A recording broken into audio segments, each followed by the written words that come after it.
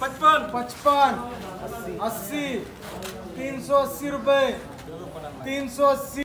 राज्यातील पहिली रेशीम बाजारपेठ जालना येथे आहे। राज्यभरातून शेतकरी रेशीम कोष घेऊन जालना येथील बाजारात येत असतात।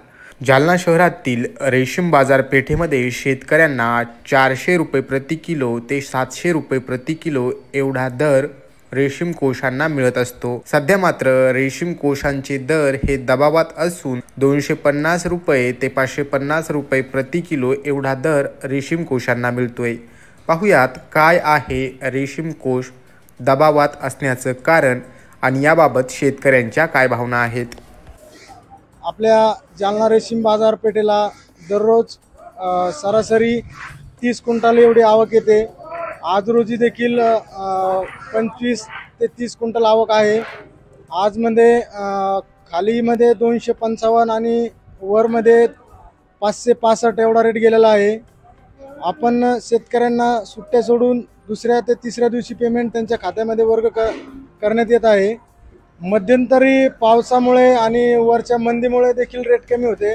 आज रोजी तरी रेट थोडेसे वाढलेले आहे, यामुळे शेतकऱ्यांना दिलासा मिळत आहे। मी रेशीम उत्पादक शेतकरी भाऊसाहेब भगवंत कांडळ मुक्काम पोस्ट देवकोट तालुका संगमेर जिल्हा अहमदनगर। तर आज आम्ही रेशीम कोश विक्रीसाठी जालना मार्केटला आलेलो आहे। तर साधारणतः जालना मार्केटला आजचा हायेस्ट रेट हा 560 रुपये गेलेला आहे आणि रामनगर रेट हा साधारणतः 150 ते 200 रुपये प्लस जातो। शेतकऱ्यांचा हा जो मोठे रेटमध्ये जी तफावत आहे हा शेतकऱ्यांचा फार मोठा तोटा आहे। आणि रेशीम व्यवसाय हा असा आहे साहेब का रेशीम व्यवसायामध्ये भांडवल कमी लागतं, परंतु कष्ट फार आहेत। कष्ट एवढे आहेत की शेवटच्या 7 दिवसामध्ये अक्षरशः रेशीम शेतकऱ्याचे चालून पाय दुखतात।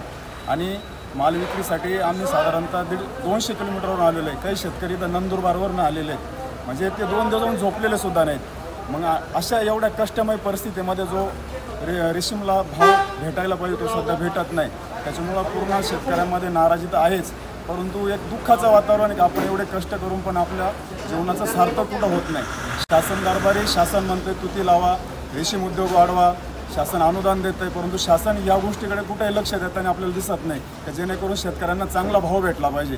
फक्त शासनाच्या डोक्यात आहे की रेशीम शेती वाढली पाहिजे, परंतु रेशीम शेती वाढून जर शेतकऱ्यांना जर योग्य भाव भेटत नसेल त्याचा कुठलाही उपयोग नाही। रेशीम शेती ही अतिशय किचकट असून एका चुकीमुळे देखील संपूर्ण प्लॉट नाहीसा होतो।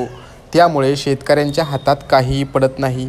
या व्यवसायामध्ये असलेली जोखीम लक्षात घेता रेशीम कोशांना 500 ते 700 रुपये प्रति किलो एवढा दर मिळावा अशी मागणी शेतकऱ्यांनी केली आहे। Narayan Kale, news 18 local, Jalna.